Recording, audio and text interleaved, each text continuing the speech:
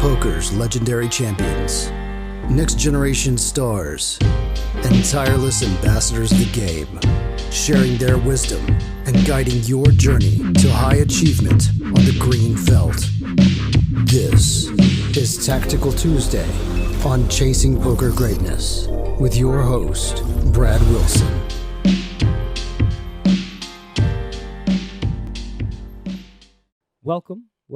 Welcome, my friend, to another episode of the Chasing Poker Greatness podcast. As always, this is your host, the founder of ChasingPokerGreatness.com, Coach Brad Wilson. Today is a tactical day indeed. I'm joined by Jon. This is our post-Thanksgiving Tactical Tuesday, and so because of that, we're both quite sleepy and full of food, and we're only going to break down one hand today instead of the usual two. It's a good hand, though. I think it will at least have two hands worth of excitement, or so I hope. And if you notice, Jon is not in his normal comfort of his own home right now. He's off traveling. He's only played like 7 hands of poker over the last week or two. Fortunately for him, he's lost like 7 buy-ins in those 7 hands. So just a solid minus 500 big blinds per 100 this week. Yeah, it's great. Well done. Congratulations. You never play poker while you're traveling, surrounded by family or in an uncomfortable environment. Like things just, at least in my experience, they just never tend to go well. Yeah, I somehow run into way more sets than usual when I'm in that environment. Yeah, it's better to just if you're gonna take off for a couple of weeks, spending time with other people just outside of your own element, probably better to just, fully take that time off to recharge and get excited about playing poker when you get back home. Yeah. So, let's break down this first hand, this only hand of today's Tactical Tuesday. It's an ace and a 9 of different suits. So, yeah, let's fire it up. So this starts with me in the cutoff with ace of clubs, 9 of spades. I opened to $22. This is going to be pretty close to the bottom of my offsuit ace-x opening range. And the big blind, who is a reg, defends, calls it $22. See a flop of 9-8-8 with 2 clubs. So I flop top pair, top kicker, and the backdoor nut flush draw. I start out with a small range c-bet and c-bet third pot, so just over $15. Do you want to talk about c-betting this flop and whether you think it's whether you think this is a board that you'd be c-betting range on? I doubt it. I don't think I would be c-betting range. I think I'm probably doing a fair amount of checking on this board, honestly. Okay. Over pairs, maybe. This hand specifically, I'm a fan of checking. Why this hand specifically? Because it's just, I don't know, on the surface, it looks like a good hand to bet. It looks like it can get tons of value from worse hands. How are you deciding which good hands to check back?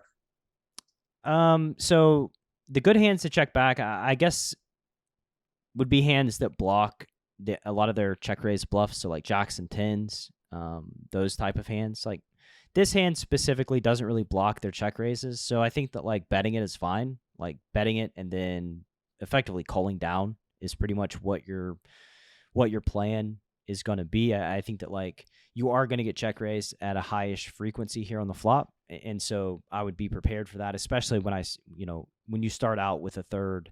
So I don't know, I think you could bet or check, and either one is just going to be totally fine. For simplifying purposes, checking back and then calling down is playing this hand for 2 bets instead of possibly 4 bets. Which would be my preference, but. Okay. So then if you were, on the swap and playing your c-betting strategy, would you be c-betting small, the 1/3 size that I went for, or would you maybe have a larger size given that you're doing way more checking back than I am, it sounds like? I would still use a small size. Okay. I'm fine with getting raised. I think I'm going to get raised a fair amount, and I think that when I do get raised, I'll have an equity advantage with this hand. So I think the hands that continue facing the big bet are hands that are are likely to check raise facing the small bet, and then we get multiple bets like on the turn and river. We've got a lot of visibility for calling down. Just got a really good handle on how to play those spots. So like I start out small because facing the raise is like not disastrous. If you start out big and get raised, then you're kind of in no man's land. I think at that point, that's sort of like a lot of question marks. Gotcha. Okay, final question on this flop. What are like the non-strong hands that you're checking back? Like what are the weak hands that, or the weaker parts of your range that you're checking back on this flop? I mean, some like queen 10, queen jack, I think. Those type of hands. Maybe some ace highs.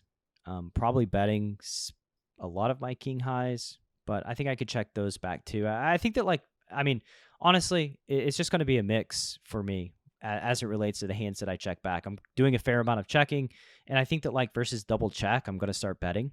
So like, you know, that's another thing. Like you can check back some weak hands and then just fold them to a turn bet and then just go bet. If you don't turn any equity. So I think that like that's reasonable too. Like if you know, my hands that are like king jack high, I'm totally fine checking back flop and then investing 2 more bets on the turn of the river on this board facing a double check because I think that it's likely going to be overfolded. So I don't know. It's a very flexible situation where I think you can take a wide variety of actions. And again, the one that like puts me in no man's land where would require me to invest a significant amount of time studying would be the big bet on this board because I'm unsure what to do once we big bet and then face a raise. Gotcha. Yeah. Okay. I also think we've got too many hands to bet here to really use the big bet too. Like we just have like bunches of pairs, bunches of straight draws, like just a lot of different hands that make me not want to use the big bet. Gotcha. Okay. So I do get check raised on this flop. I think I got check raised pretty small. So I bet $15. The big blind check raises to 54.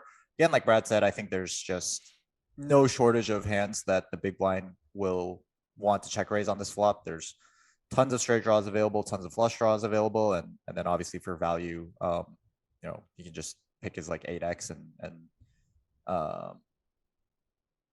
you know, he'll have like a pretty strong value range. The turn is a 10 of clubs, which completes a lot of stuff. The board is now 8, 8, 9, 10 with 3 clubs. The front door flush completes, and the big blind leads turn for a small size. He bets $47, so about a third pot. I really like the size on the turn, given that I think the big blind is going to, in general, is going to struggle to find bluffs once the straight draw gets there and the flush draw gets there. It's going to be a bunch of you know, now he's like turned some straights, he's turned some flushes, and he has 8x. And again, like I said, not a whole lot of bluffs. So I really like the size on the turn from the big blind. Do you have anything you wanted to say about this 1/3 size?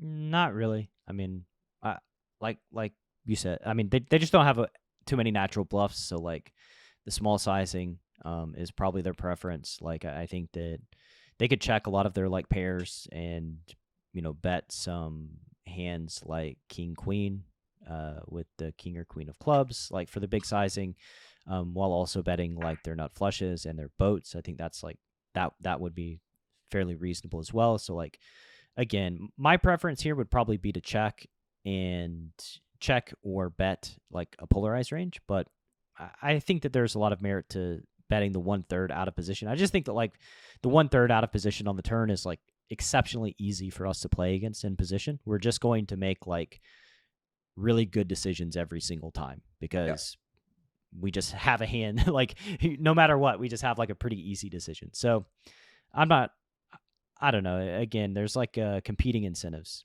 Gotcha. Okay. Yeah. Again, I agree. I agree with that. Like, I think what you're kind of getting at on the turn, it's very easy for us to play against this 1/3 size. But I think what I would expect is the big blind to bet small on the turn and then polarize for a really large size on the river, on a lot of rivers, which it makes the turn easy for us to play. But I think in my mind, I'm already like sort of dreading like the river polarization. Sorry. Yeah, but what's the benefit to like polarizing on the river and not polarizing on the turn? Like, it's a smaller pot. You can put less pressure on villain. Like I don't really see the benefit of going like small big versus like big big. I think big is going to outperform small big personally. I think this lets you bet some hands like 8x on the turn, like for value, like hands that aren't straights and flushes and not full houses. And I'm still gonna have to call with ace of clubs, 9. Probably still gonna have to call with every 9. That's a good point. I mean, just for that specific region of their range, which is probably like. I mean, that's their value check raise fusion on the flop. It is, but I mean, they have 8-9, they have 8-10, like they have flushes, they have straights. So like, trips is a part of their range, but it's like 15-20% max. Okay. I would think. Okay. So yeah, I call the $47. Pretty easy call for us with the nut flush draw and the pair. I do think villain has something here though. By the way, like I think that like their sizing on the turn indicates that like they're not just like out on a limb with nothing. So you don't think he has like king jack with like one club? You don't think he has those types of hands when he bets small on the turn? I don't think so. I think that those hands are better served by polarizing turn and then polarizing river personally, but I could be wrong. Okay. Yeah. Yeah, my opinion was different. I thought that they would just be betting range or close to range on the turn for that size and then doing whatever they want to do on the river. So I was expecting a really big river bet here from just their boats and whatever bluffs that they have. That is not what happens though. I think the big blind actually leads river for a very small size, which I did not expect. I think what's problematic, if they go small and then like really big on the river here with like say their flushes or their straights or maybe their 8x at like you said on the turn, like if we have boats, if we have nut flushes, if we have straight flushes, like we just get to put the last bet in on the river. Right. And it's like very comfortable, very easy for us. And like, I don't know that that's necessarily great for them. But anyway, they do choose this small bet, which actually I'm kind of on board with this small bet, really. Like now they're giving themselves the ability to jam versus a raise, which I think is a pretty cool way to structure this hand. Yeah. I mean, some nice foreshadowing there for what's about to happen. I hemmed and hawed facing this bet. I used a lot of my time bank deciding whether to raise or not. That probably is a tell in and of itself to the big blind. Fact that I had to think for quite a bit before raising. Didn't know what size I should be raising to facing this quarter pot river bet. Didn't know whether I would be calling a jam if I did raise and get jammed on. Didn't think that would happen all that frequently. So I wasn't too worried about that. How come? I don't know. Maybe I should have been. I just expected. So this is what I expected. I expected the big blind to be a little bit more greedy with their really strong hands on the river. I expected their boats and straight flushes to just go for a much more polar sizing on the river. And maybe even like slight overbet on the river. Because I think I don't know, that's like when the that's actually a good point because the big blind really probably has almost no bluffs on the river, right? When they get to this point, like even the hands that were like bluffs on the turn, like king jack with like a club has now made a flush. It's funny. I just said why, and you said good point. But actually, like I agree with you, which is I was basically just asking for clarification on the decision. Oh no, on the I thought process, my mind on the river though, because I feel like I think they should go big because like you've got a lot of bluff catchers in your range because of how they structured the turn strategy. So like you've got jacks, you've got queens, you've got kings, you've got aces, you have like ace 9, you've got jack 10, you've got queen 10, and I mean whenever you've got a lot of decent bluff catchers and they've got a polarized range, like it feels like they should just go big on the river. Yeah, and also I actually want to correct myself. I think I was not giving the big blind enough credit for finding bluffs. Like I think the big blind definitely does arrive on the river with some bluffs, like a hand like maybe like king 7 of diamonds, like diamond hands that get check raised on the flop, True. are just going to be total air balls now. So maybe I was mistaken twice. Well, I think this hand, like, I do know that, like, as a player, you tend to not use the small sizing as bluffs. And so there could be some projection here in villain small sizing because you don't really use them as bluffs. So you find it more difficult to find bluffs from villain when they have them. Regardless, that still, I don't know if that like justifies like my raise, like for one thing, like the big blind has to call this raise with a worse hand. Yeah. Which I don't know how often that happens. So why'd you choose 4x? I don't know. I don't know what size to go. Like I thought if I went like way too small, like it'd be like, well, then I like really don't have any bluffs. But that like maybe that's the size that like the king of clubs, jack of diamonds type or jack of hearts type hand finds a call. Like maybe they find a call against like the 150 or like 160 river size. My main reason for going like this large, I guess, was that I at least wanted to be able to rep like some bluffs. And like, again, like that goes sort of back to the projection thing, right? Like you think they're under bluffing with a small bet, and then versus small raise, it's again like, I just don't have any bluffs here. Like they know that I don't have any bluffs here because I'm choosing the small sizing. When like I think that's how you think about it, but like, if they do have a hand like Queen Jack or 6-7, or like King Queen with the King of Clubs or King Jack with the Jack of Clubs, and you raise to 150, I mean, their thought process is going to look something like, well, I don't know if they have bluffs here, but I'm not folding.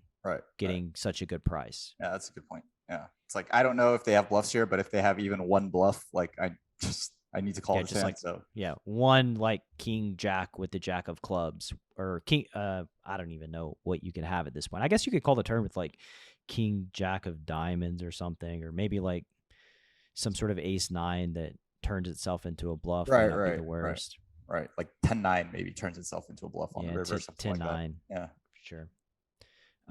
So you choose the 4x sizing, and villain, much to your sounds like you're not a fan of the 4x sizing. I don't know if you want to talk about what sizing you would have gone if you somehow got yourself in this situation.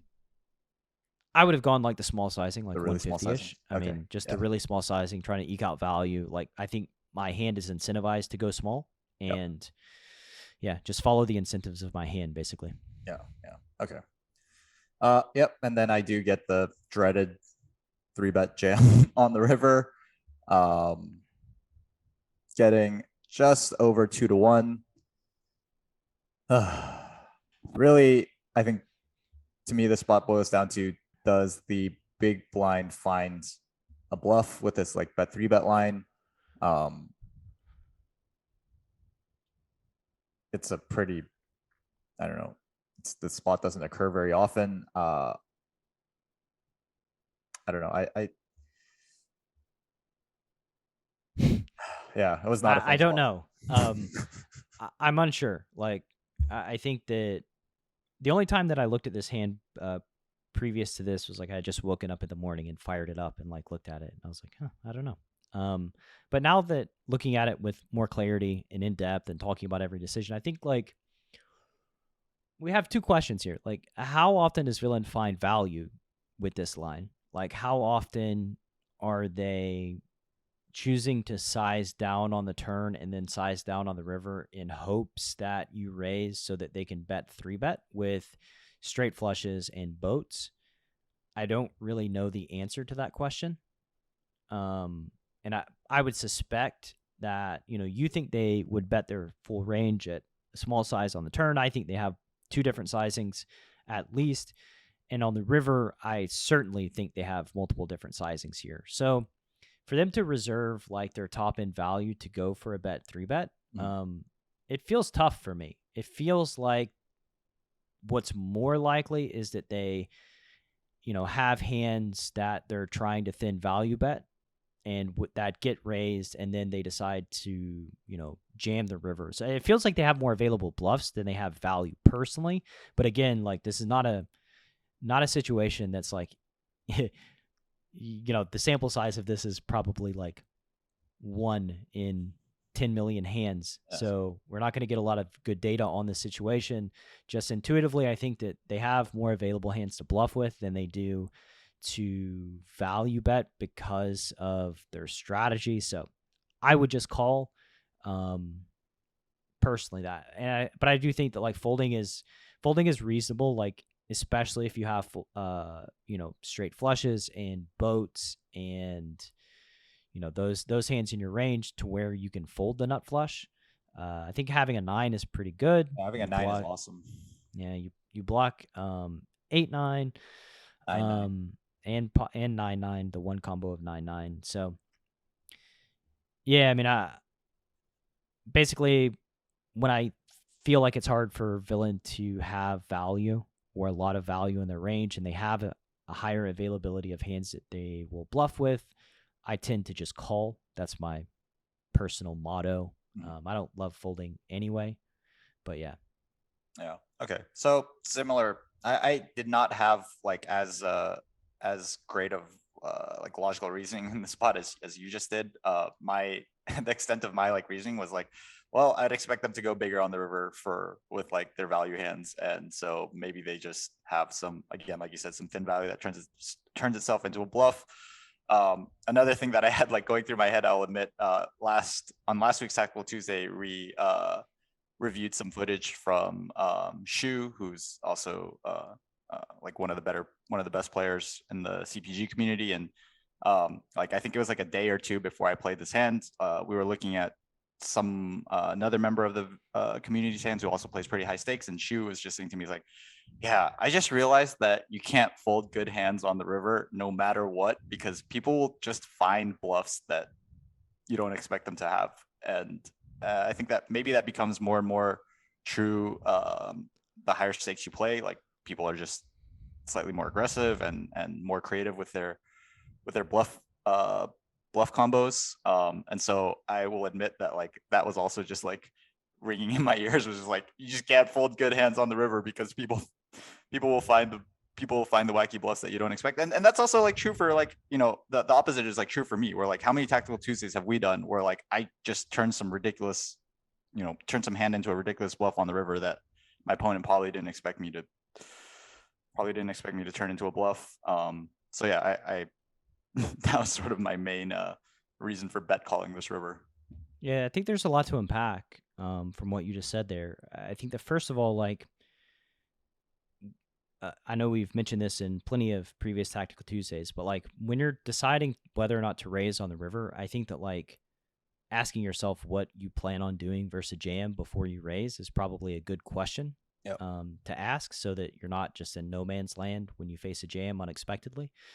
I think too that like it can be a bit of oversimplification, just like saying, call rivers against good players because they find a bunch of wacky bluffs. But like, poker. Yeah, I'm not really down with that sort of oversimplification. But what I would say is,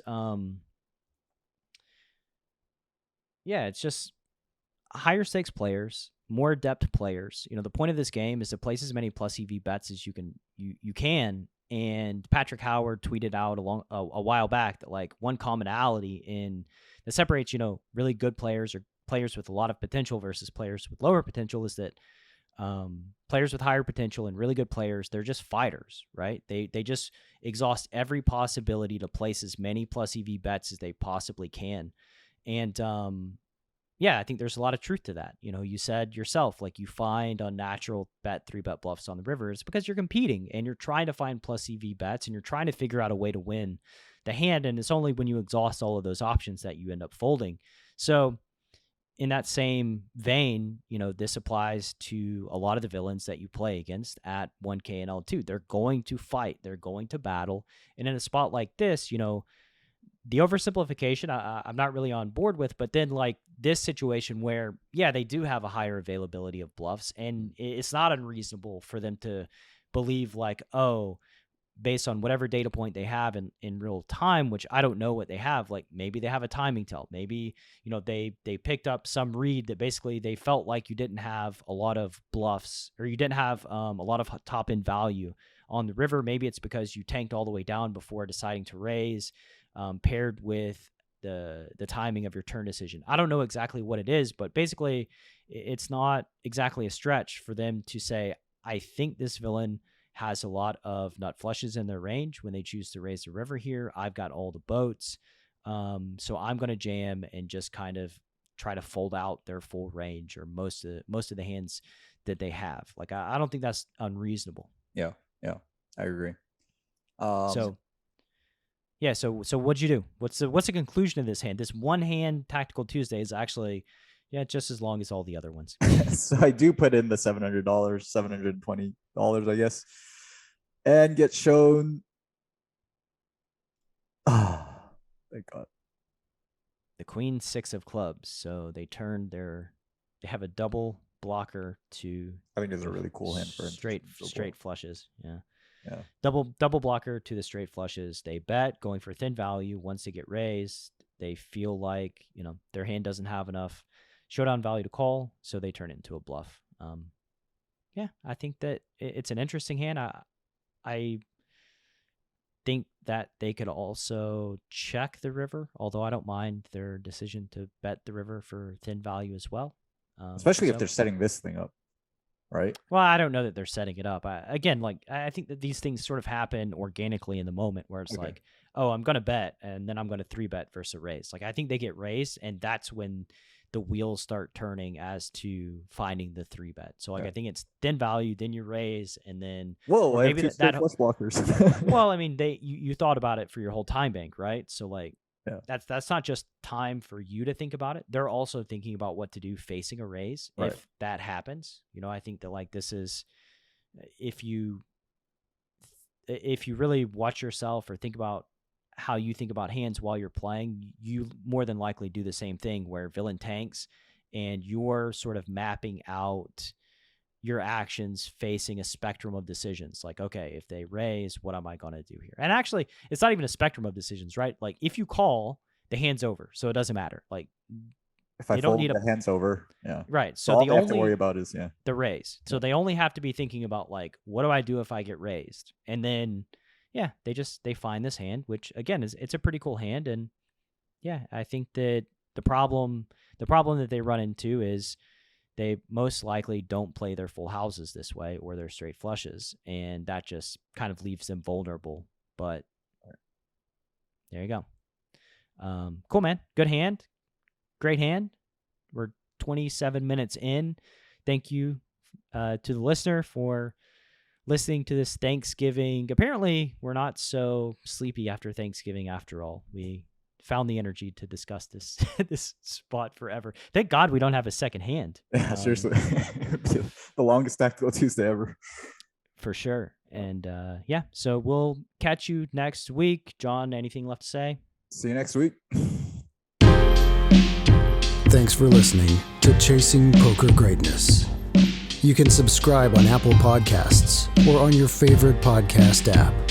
Go to chasingpokergreatness.com to get the newsletter, join the Greatness Village community, book a coaching session, or dive into the latest data-driven poker courses. Follow the show on Twitter @CPG Podcast.